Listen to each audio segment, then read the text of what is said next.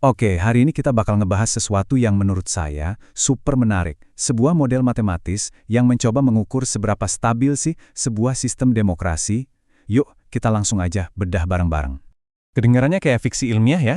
Bisakah matematika meramal masa depan politik? Nah, ini nih inti dari pembahasan kita kali ini. Kita akan melihat gimana sebuah model mencoba menjawab pertanyaan provokatif ini pakai data dan pendekatan dinamika sistem. Dan ini dia prediksi dari modelnya. Dan terus terang, ini lumayan bikin kaget. Menurut perhitungan mereka, sistem demokrasi ini lagi bergerak menuju sebuah titik kritis antara tahun 2029 dan 2031. Ini bukan soal tanggal kiamat ya, tapi sebuah momen di mana resiko itu mulai naik secara drastis, secara eksponensial. Jadi gimana caranya model ini bisa sampai ke kesimpulan itu?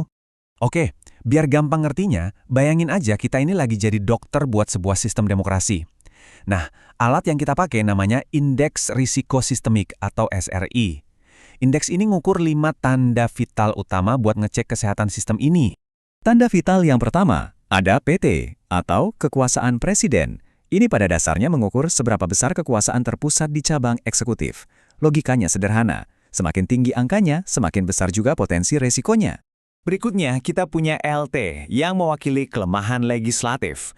Perlu dicatat, ini bukan soal performa orang per orang di sana, tapi lebih ke soal kemampuan institusinya sebagai lembaga untuk jadi penyeimbang kekuasaan eksekutif. Jadi, ketika lembaga legislatif ini melemah, risiko dalam sistem secara keseluruhan ikut naik. Lanjut ke yang ketiga, JT atau tekanan yudisial. Ini ngukur seberapa besar tekanan politik yang diterima oleh sistem peradilan. Semakin kuat tekanannya, ya semakin terancam juga kan independensi mereka, dan tentu saja risiko sistemiknya makin tinggi. Terus ada GT atau tekanan tata kelola. Ini kayak gabungan dari semua tekanan yang tadi. Anggap aja ini kayak tingkat stres total yang lagi dipikul sama keseluruhan mesin pemerintahan. Makin tinggi stresnya, makin susah sistem buat jalan efektif. Dan yang terakhir, tapi ini penting banget, adalah T, alias kepercayaan publik. Nah, ini yang unik nih dari model ini.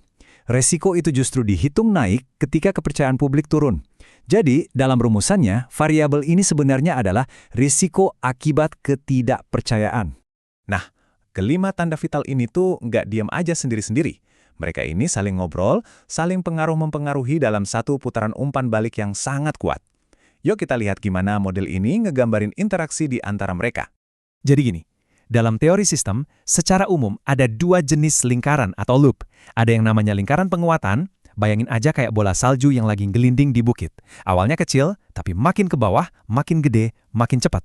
Nah, ini yang bisa bikin sistem jadi nggak stabil. Terus, ada lawannya, lingkaran penyeimbang. Ini kerjanya kayak termostat di AC Anda, tugasnya jaga-jaga biar semuanya tetap adem, tetap stabil, dan balik ke setelan awal. Menurut model ini, sistem yang kita bahas sekarang lagi didominasi sama lingkaran penguatan risiko. Gini cara kerjanya. Kekuasaan eksekutif yang makin kuat cenderung melemahkan legislatif. Keduanya lalu ikut menekan yudikatif. Tumpukan tekanan ini bikin beban tata kelola makin berat. Ujung-ujungnya apa? Kepercayaan publik anjlok. Nah, disinilah kuncinya. Anjloknya kepercayaan publik ini justru seringkali jadi alasan buat eksekutif untuk lebih memusatkan kekuasaan lagi. Dan putaran ini terus berlanjut. Ini yang disebut lingkaran setan. Oke, kita udah tahu cara kerjanya. Terus, pas model ini dipakai buat nganalisis kondisi sistem saat ini, hasilnya gimana? Jawabannya? Cukup jelas. Dan, wow, lihat deh grafik ini. Ini ngejelasin semuanya dengan sangat gamblang. Model ini menunjukkan kalau kekuatan yang mendorong sistem ke arah ketidakstabilan, yaitu si lingkaran setan tadi, itu jauh lebih kuat daripada kekuatan yang mencoba menyeimbangkan atau menstabilkan sistem. Perbandingannya jomplang banget. Jadi, kesimpulan kasarnya tuh begini, dan ini langsung dari modelnya. Sistem dalam kondisi sekarang ini nggak punya kemampuan buat ngoreksi dirinya sendiri. Dia nggak bisa balik ke titik seimbang. Sebaliknya, dia terus bergerak menjauh dari keseimbangan. Sistemnya itu kayak mobil yang remnya blong di jalan menurun. Dan ini bukan cuma sekedar opini atau perasaan loh, ada hitung-hitungan matematis yang ngeri di baliknya. Buat yang suka matematika, ditemukannya eigenvalue positif dari matriks Jacobian sistem ini secara formal membuktikan kalau sistem ini memang nggak stabil dari sononya. Artinya, gangguan sekecil apapun bukannya hilang, malah akan membesar secara eksponensial. Oke, sekarang kita balik lagi ke prediksi awal tadi. Apa sih sebetulnya arti dari melewati titik kritis atau tipping point ini bagi sebuah sistem? Penting buat dicatat ya, titik kritis ini bukan satu ledakan besar gitu, bukan. Anggap aja ini kayak sebuah garis batas. Begitu garis ini dilewati, kontrol-kontrol internal di dalam sistem, kayak legislatif yang kuat atau kepercayaan publik yang tinggi, itu udah nggak efektif lagi buat ngerem. Risiko nggak lagi naik pelan-pelan, tapi langsung melesat. Jadi ada beda banget nih antara kondisi sebelum dan sesudah titik kritis.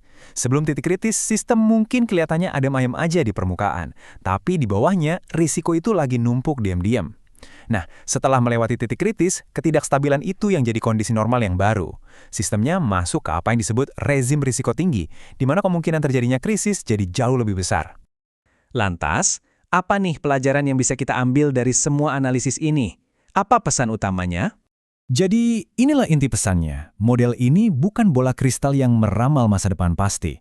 Anggaplah ini sebagai hasil ronsen, sebuah alat diagnostik yang nunjukin ada masalah struktural. Masalahnya bukan karena kebetulan, tapi karena cara komponen-komponen di dalam sistem ini saling berinteraksi. Dan ini nunjukin kalau kesehatan demokrasi itu bergantung banget sama mekanisme penyeimbang yang kuat, bukan cuma sekedar aturan di atas kertas. Dan analisis ini ninggalin kita dengan satu pertanyaan besar yang cukup menantang. Kalau sebuah sistem dari struktur internalnya aja udah cenderung bergerak ke arah ketidakstabilan, lantas butuh upaya sebesar apa untuk bisa mengubah arahnya secara fundamental? Nah, ini pertanyaan besar yang mungkin bisa kita renungkan bersama. Terima kasih sudah menyimak